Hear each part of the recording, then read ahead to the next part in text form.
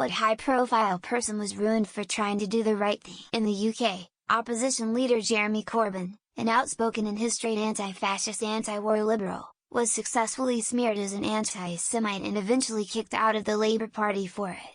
The media portrayal was that a number of anti-Semites had been identified in the party's membership, i.e. the public, and he was accused of not doing enough about it. It's the most heinous political smear I've been witness to in the Western world, and really made me reconsider just how low the political elite are willing to stoop to maintain the status quo. Jimmy Carter appointed Paul Volcker as Fed chair to tackle the rampant stagflation of the 1970s. Inflation rose from 6.5 in 1977 to 11.3 in 1979 and 13.5 in 1980.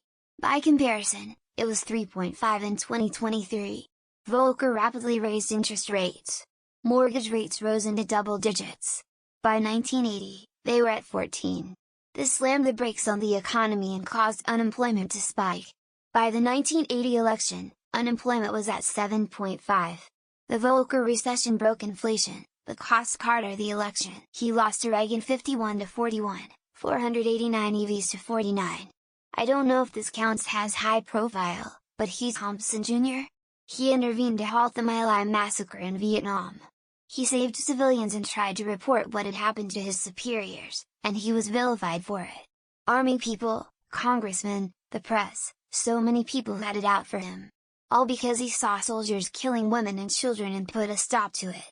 He eventually got recognized for his bravery, but it took decades. Surprised no one had mentioned Edward Snowden, the main whistleblower that wore in the US about the NSA's digital spying scheme.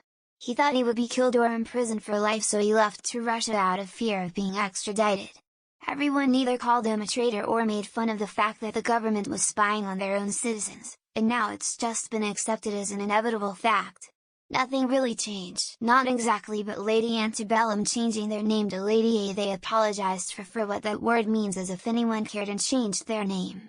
Turns out there's a big black singer named Lady A and they refused to back down when she complained. In an effort to not offend or belittle black people, they ended up belittling a black singer and being assholes to her. Brendan Fraser getting blacklisted in Hollywood because of rightly speaking out against getting groped by the head of the Hollywood Foreign Press Association. There were other contributing factors to his career stalling, but that was a big slice of it. Thankfully we're now getting the renaissance we all deserve and, more importantly, that he deserves. Colin Kaepernick lost a lucrative NFL career QB who took the 49ers to the 2013 Super Bowl for kneeling during the anthem in protest against police brutality and racial inequality in the US. Only played 6 years and had a lot of football left, probably, but was secretly but obviously blacklisted by the NFL and never signed with the team again. How the government targeted Strange Fruit singer Billie Holiday with drug arrests.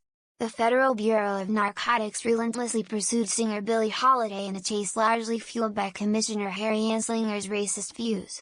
Eventually she succumbed to drugs and her heart gave up at only 44 years of age. Blackheart, trumpet, saxophone. Gene Seberg was investigated and intimidated by the FBI due to her involvement with the Black Panthers in the civil rights movement.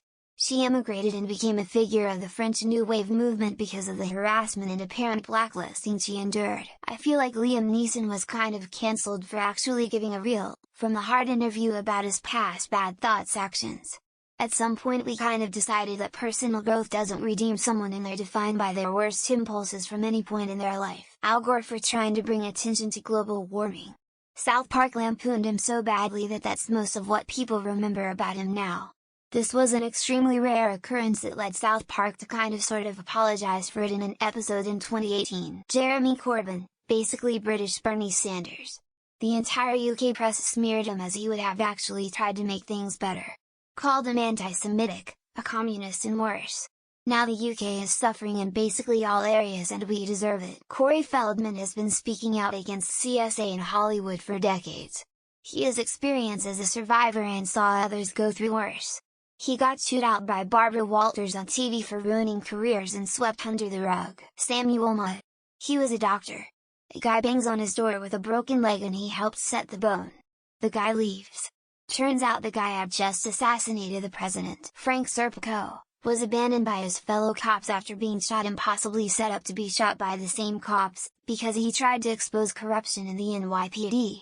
His story was made into a movie with Al Pacino. Sinead O'Connor had a legitimate grievance against the Catholic Church when she did her Pope ripping on SNL. She got roundly criticized for it at the time, but in retrospect everybody kind of sees her point. John McCain.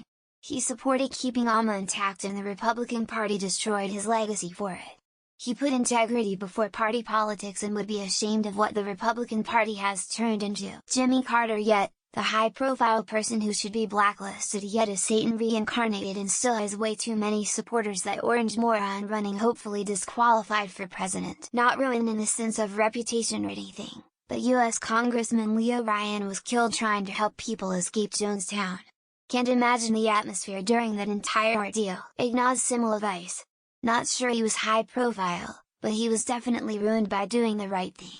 Literally killed because they ignored doing what he deemed as the right thing. Wasn't exactly ruined, but Muhammad Ali paid a heavy price for standing up for his beliefs. Lost nearly 4 years of his prime and his reputation was dragged through the mud. We live in a world now where it's not okay to answer this question honestly without someone getting offended or only knowing half the story before voicing their opinion. Bill Gates' charities and donations are the most in history by anyone. And he's secured by the right-wing nutjobs in this country as part of some weird conspiracy. Brad Pitt built affordable housing in New Orleans after Katrina. Ended up getting sued when they were plagued with mold.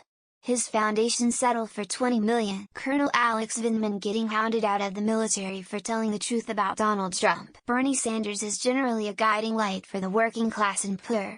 He's often minimized and mocked by the very entities he's trying to help. Oliver Billy Sibble. Saved President Ford's life. Was outed as gay because of it.